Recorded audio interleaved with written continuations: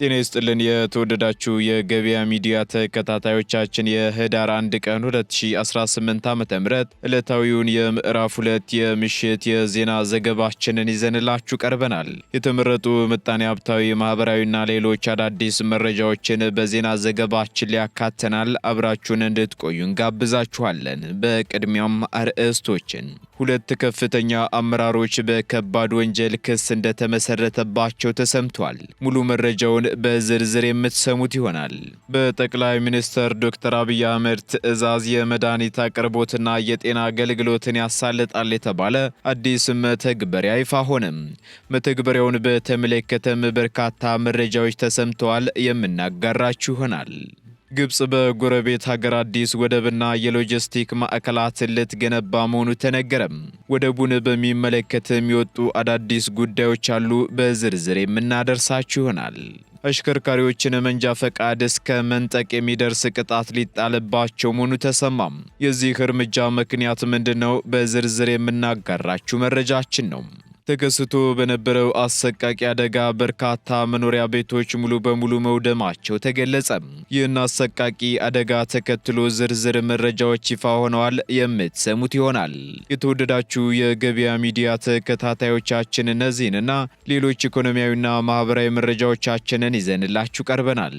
አዳዲስ እንዲሁም ትኩስ ኢኮኖሚያዊና ማህበራዊ መረጃዎቻችንን ለማግኘት ታዲያ የገበያ ሚዲያን እንድትወዳጁ እየጋበዝን በዝርዝር ወደምንመለከታቸው መረጃዎቻችን እናልፋለን። የ32 ዓመታት የሪል ስቴት ልምድ ያለውና በሀገራችን የመጀመሪያው ሪል ስቴት አያት ካሳንቺስ በሚገኘው ሳይት በ3 ሚሊዮን 400 ሺህ ብር ብቻ ቤቶችን እየሸጠ ይገኛል። እንዲሁም ከባለ 1 መኝታ 45 ካሬ እስከ ባለ 4 መኝታ 160 ካሬ አፓርትመንት ቤቶችን ለሽያጭ ማቅረባችንን ስንገልጽ በታላቅ ደስታ ነው። 25 በመቶ ቅናሽ ለሚጠቀሙ 10 እድለኞች ብቻ ባለ 1 መኝታ 45 ካሬ በ3 ሚሊዮን 442 ሺህ ብር፣ ባለ 2 መኝታ 80 ካሬ በ6 ሚሊዮን 120 ሺህ ብር፣ ባለ 3 መኝታ 105 ካሬ በ8 ሚሊዮን 33 ሺህ ብር፣ ባለ 3 መኝታ 115 ካሬ በ8 ሚሊዮን 790 ሺህ ብር ብቻ፣ ባለ 4 መኝታ 140 ካሬ በ10 ሚሊዮን 71 ሺህ ብር ብቻ እንዲሁም 160 ካሬ በ12 ሚሊዮን 240 ሺህ ብር ብቻ ለሽያጭ አቅርበዋል። ይፍጠኑ። ለበለጠ መረጃ በ0960 77 77 79 ላይ ይደውሉ። አያት ሪል ስቴት። በመሰረታዊነት የማይቀየሩ የአገልግሎት አሰጣጥ ስራዎች እየተሰሩ ነው ተባለም። የአዲስ አበባ ከተማ አስተዳደር ገቢዎች ቢሮ በግብር ከፋዩ ማህበረሰብ የሚነሱ የአገልግሎት አሰጣጥ ችግሮችን በመውሰድ ከአመራሩና ከአስፈጻሚው ጋር ውይይት እየተደረገባቸው መሆኑን አስታውቋል። በዚህም ፍትሐዊ የሆነ የገቢ አሰባሰብ እንዲኖርና በተቋሙ ወጥና ቀልጣፋ የሆነ የአገልግሎት አሰጣጥን ለማስፈን የሚያስችሉ የተለያዩ ስራዎች መሰራታቸውንም የከተማዋ ገቢዎች ቢሮ የደንበኞች መስተንግዶ ድጋፍ ዳይሬክቶሬት ዳይሬክተር ወይዘሮ አስቴር ዘውዴ ገልጸዋል። ቢሮው ከወረዳ ጀምሮ በቅርንጫፍ ጽህፈት ቤቶችና በዋና ቢሮ የሚሰጡ አገልግሎቶችን በቴክኖሎጂ በማዘመን አገልግሎት ለመስጠት የማስፋፊያ ስራዎችን እያከናወነ ይገኛል ብለዋል። በተጨማሪም የግብር ከፋዩን ጊዜና እንግልት እንዲሁም ተጨማሪ ወጪ ለመቀነስ የሚያስችሉ የቴክኖሎጂ ውጤቶችን እየተጠቀመ ስለመሆኑም አመላክተዋል።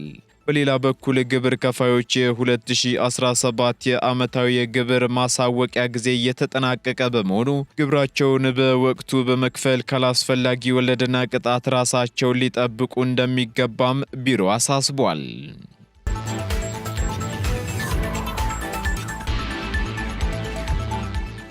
ከ500 ሺህ በላይ ኢትዮጵያውያን ወደ ሀገራቸው መመለሳቸው ተገለጸ። የውጭ ጉዳይ ሚኒስቴር ባለፉት 4 ዓመታት በተለያዩ ሀገራት በአስቸጋሪ ሁኔታ ውስጥ ይኖሩ የነበሩ ከ500 ሺህ በላይ ኢትዮጵያውያን ወደ ሀገራቸው መመለሳቸውን አስታውቋል። ኢትዮጵያውያኑ በተለያዩ የመካከለኛ ምስራቅ፣ የአፍሪካና እንደ ማይናማር ያሉ የኤሲያ ሀገራት በአስቸጋሪ ውስጥ ይኖሩ የነበሩ መሆናቸውንም ሚኒስቴር መስሪያ ቤቱ ገልጿል። በተጨማሪም በሳውዲ አረቢያ በተለያዩ እስር ቤቶችና ማቆያ ማዕከላት የሚገኙ ሰዎች ከመስከረም 5 ቀን 2018 ዓ.ም ጀምሮ ከ17000 በላይ ኢትዮጵያውያን መመለስ ችለዋል ተብሏል። በተመሳሳይ በየመን በአስቸጋሪ ሁኔታ ውስጥ ይኖሩ የነበሩ 36 ሰዎች ወደ ሀገራቸው እንዲመለሱ ተደርጓል የተባለ ሲሆን ሌሎችም አስፈላጊውን የሰነድ ማጣራት በማድረግ የጉዞ ሰነድ በማዘጋጀት ወደ ሀገራቸው ለመመለስ ከተለያዩ ተቋማት ጋር በመቀናጀት እየተሰራ ነው ሲል ሚኒስተሩ በሰጠው መግለጫ አስረድቷል። በዚህም በማይናማር፣ ላኦስና ኮምቦዲያ እንዲሁም በሌሎች ሀገራት በተመሳሳይ አስቸጋሪ ሁኔታ ውስጥ የሚኖሩ ዜጎችን የማስመለስ ጥረቱ እንደቀጠለ መሆኑም ተነግሯል። ነገር ግን አሁንም ድረስ ዜጎች በተሳሳተ መረጃ በህገወጥ ደላሎች ተታለው ወደ ተለያዩ ሀገራት በመጓዝ ለእስራትና ለሞት እየተዳረጉ በመሆኑ ሰዎች ከህገወጥ ጉዞ ራሳቸውን እንዲከላከሉና እንዲጠነቀቁ የውጭ ጉዳይ ሚኒስቴር አሳስቧል።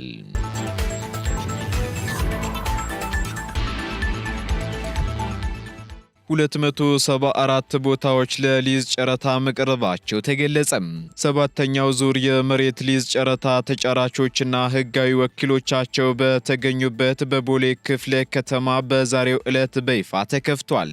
የአዲስ አበባ ከተማ የመሬት ልማትና አስተዳደር ቢሮ ለተለያዩ አገልግሎቶች የሚውሉ መሬቶችን በጨረታ አወዳድሮ አስተላልፏል። ቢሮው በሰባተኛው ዙር የመሬት ሊዝ ጨረታ በ7 ክፍለ ከተሞች 274 ፕሎቶች ወይንም ቦታዎች መዘጋጀታቸውን አስታውቋል። በዚህም ከ5000 በላይ ተጫራቾች የጨረታ ሰነዱን በበይነ መረብ መግዛታቸውን የአዲስ አበባ ከተማ የመሬት ልማትና አስተዳደር ቢሮ ኃላፊ አቶ መኮንን ያኢ ተናግረዋል። በዚህኛው ዙር የመሬት ሊዝ ጨረታም 7 ካሬ ሜትር መሬት ለጨረታ መቅረቡን የተናገሩት ኃላፊው የመሬት ሊዝ ጨረታው ለ5 ቀናት እንደሚቆይም አስታውቀዋል። በመሆኑም በዛሬው ዕለት በለሚኩራ ክፍለ ከተማ ጨረታ የወጣባቸው ቦታዎች ጊዜያዊ ውጤት ይፋ እንደሚደረግም ተናግረው በሂደቱም ለሚነሱ ማንኛቸውም ቅሬታዎች ደግሞ ምላሽ ለመስጠት የተዘጋጀ ኮሚቴ ስለመኖሩ አብራርተዋል።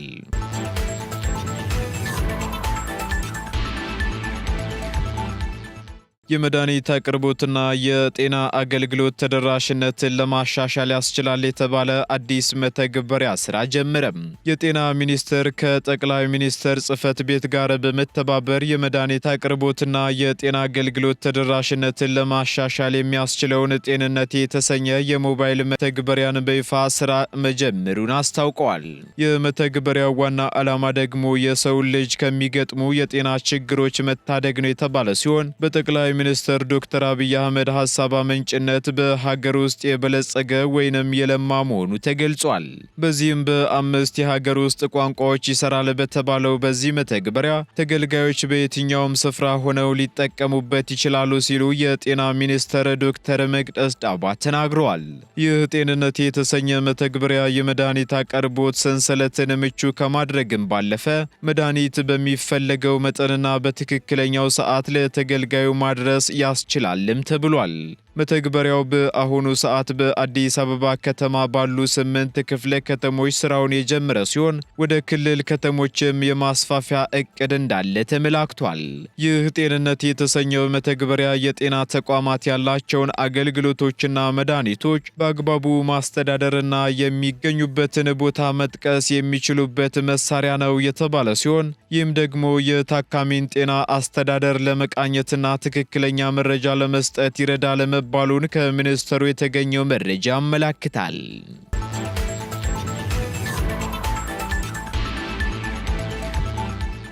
አሽከርካሪዎች መንጃ ፍቃድ ሊነጠቁ መሆኑ ተገለጸም። የአዲስ አበባ ከተማ አስተዳደር ትራፊክ ማኔጅመንት ባለስልጣን አሽከርካሪዎች ግልጽ ጉድለቶች የሚባሉ እንደ ስፖኪዮ፣ ቦሎ፣ የታርጋ ቁጥር ግልጽ ያለመሆን፣ ዝናብ መጥረጊያ አለመኖርና ሌሎችም ቴክኒካዊ ጉድለቶች ከፈጸሙ የገንዘብ መቀጮና መንጃ ፍቃዳቸውን እስከ መንጠቅ የሚደርሱ ቅጣት ይጣልባቸዋል ሲል አስታውቋል። በዚህም በዋናነት መሰል የቁጥጥር ስራዎች በክረምት ክረምት ወቅት የሚከሰተውን የትራፊክ አደጋ ለመቆጣጠር እንዲያስችል በትኩረት እንደሚሰራና በሌሎች ወቅቶች ቀጣይነት እንዳለው በባለስልጣኑ የትራፊክ ቁጥጥርና ሁነት አስተዳደር ዳይሬክተሩ አቶ አያሌው ኢትሳ ተናግረዋል። እነዚህ ተግባራት ለትራፊክ አደጋ መከሰት መንስኤ እንደሆኑም የጠቀሙት ዳይሬክተሩ የትራፊክ አደጋ በሀገርና በዜጎች ኢኮኖሚያዊና ማህበራዊ ዘርፍ ላይ የሚያሳድረው ጫና ከባድ ነው ሲሉም አብራርተዋል። አቶ አያሌው አክለውም አሽከርካሪዎች በዋናነት የቴክኒክ ጉዳዮችን ማሟላት ግዴታ እንዳለባቸው ገልጸው እነዚህ ጥፋቶች የተገኙባቸው አሽከርካሪዎች የገንዘብ መቀጮና መንጃ ፈቃድ እስከ መንጠቅ የሚደርስ ቅጣት እንደሚጣልባቸው ገልጸዋል። ነገር ግን አሽከርካሪዎች ጥፋት በሚያጠፉበት ወቅት በቁጥጥር ባለሙያዎች መንጃ ፈቃዳቸው ሲነጠቅና በልዩ ሁኔታ የመኪና ሰሌዳቸው ሲፈታ ቅጣቱን እንዲከፍሉ ማስያዣ እንጂ ቅጣት እንዳልሆነ መታወቅ አለበት ማለታቸውን አሃዱ ዘግቧል። እንዲሁም መሰል ሁኔታዎችን እንደ ቅጣት አድርጎ መውሰድ ትክክል ያልሆነ አመለካከት እንዳለ በመግለጽም እነዚህ አመለካከቶች መስተካከል እንዳሉባቸው ጠቁመዋል።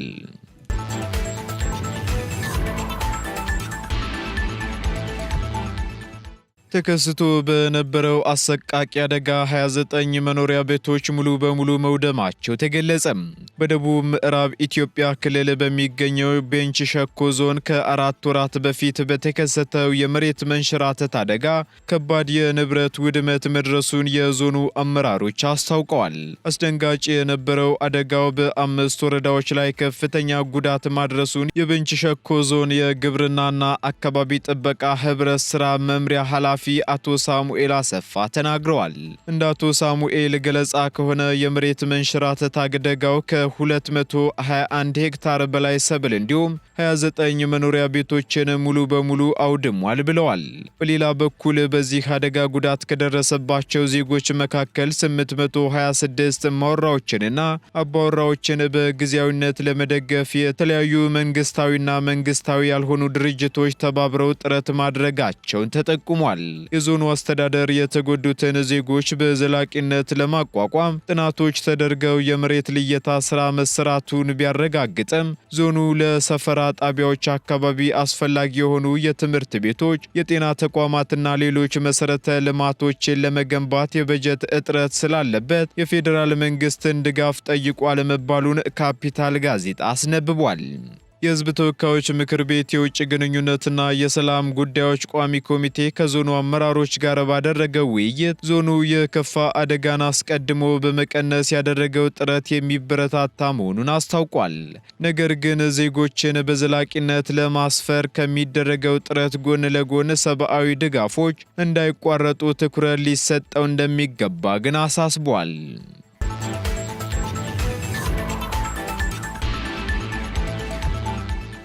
ሁለት ከፍተኛ አመራሮች በከባድ ወንጀል ክስ እንደተመሰረተባቸው ተገለጸ። በቀድሞ የሰላምና ጸጥታ ቢሮ ኃላፊ በአቶ አለማየሁ ጢሞቴዎስና የቀድሞ የፖሊስ ኮሚሽነር የነበሩት አቶ ሽመልስ ቶማስ ላይ ክስ መመስረቱን የሲዳማ ክልል ፍትህ ቢሮ አስታውቋል። በዚህም የቀድሞው የሰላምና ጸጥታ ቢሮ ኃላፊ አቶ አለማየሁ ጢሞቴዎስ በ4 የተለያዩ መዝገቦችና በ11 ተደራራቢ ክሶች እንደተመሰረተ ባቸው ተነግሯል።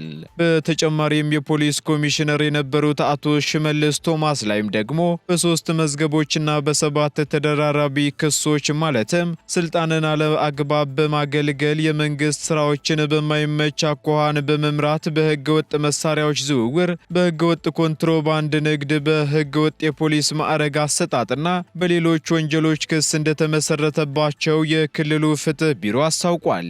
በኢፌዴሪ የፍትህ ሚኒስቴር የሐዋሳ ቅርንጫፍ አቃቢያነ ህግ የታዩ ክሶችንም በተመለከተ የሰብአዊ መብት ጥሰቶችንና በግለሰብ እጅ እንዲያዙ የማይፈቀዱ የመገናኛና የጦር መሳሪያዎችን ይዞ የመገኘትና ተያያዥ ጉዳዮች ጋርም ተያይዞ ምርመራ መጠናቀቁን አመላክቷል ሲል ቲግቫህ ኢትዮጵያ አስነብቧል።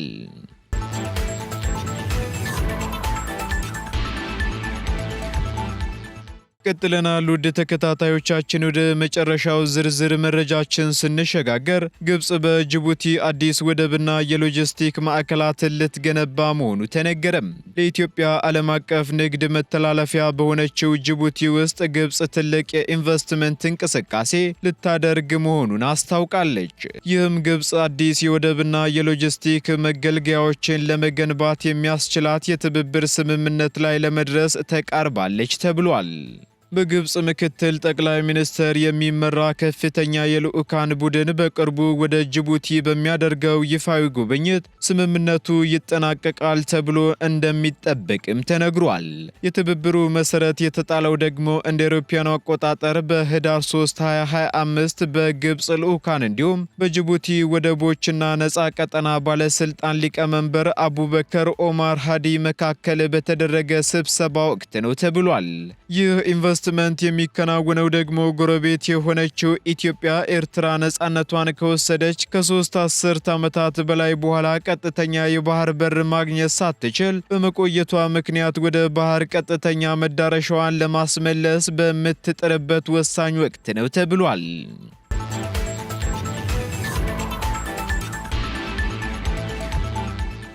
የተወደዳችሁ የገበያ ሚዲያ ተከታታዮቻችን ለምዕራፍ 2 ያዝንላችሁ ኢኮኖሚያዊና ማህበራዊ መረጃዎቻችን እነዚህን ይመስሉ ነበር። አዳዲስ እንዲሁም ትኩስ ኢኮኖሚያዊና ማህበራዊ መረጃዎቻችንን ለማግኘት ታዲያ የገበያ ሚዲያን እንድትወዳጁ እንጋብዛለን። ሰናይ ጊዜን ተመኘን። የ32 ዓመታት የሪል ስቴት ልምድ ያለውና በሀገራችን የመጀመሪያው ሪል ስቴት አያት ካሳንቺስ በሚገኘው ሳይት በ3 ሚሊዮን 400 ሺህ ብር ብቻ ቤቶችን እየሸጠ ይገኛል። እንዲሁም ከባለ 1 መኝታ 45 ካሬ እስከ ባለ 4 መኝታ 160 ካሬ አፓርትመንት ቤቶችን ለሽያጭ ማቅረባችንን ስንገልጽ በታላቅ ደስታ ነው። 25% ቅናሽ ለሚጠቀሙ 10 እድለኞች ብቻ ባለ 1 መኝታ 45 ካሬ በ3 ሚሊዮን 442 ሺህ ብር፣ ባለ 2 መኝታ 80 ካሬ በ6 ሚሊዮን 120 ሺህ ብር፣ ባለ 3 መኝታ 105 ካሬ በ8 ሚሊዮን 33 ሺህ ብር፣ ባለ 3 መኝታ 115 ካሬ በ8 ሚሊዮን 790 ሺህ ብር ብቻ፣ ባለ 4 መኝታ 140 ካሬ በ10 ሚሊዮን 71 ሺህ ብር ብቻ እንዲሁም 160 ካሬ በ12 ሚሊዮን 240 ሺህ ብር ብቻ ለሽያጭ አቅርበዋል። ይፍጠኑ። ለበለጠ መረጃ በ0960 77 77 79 ላይ ይደውሉ። አያት ሪል ስቴት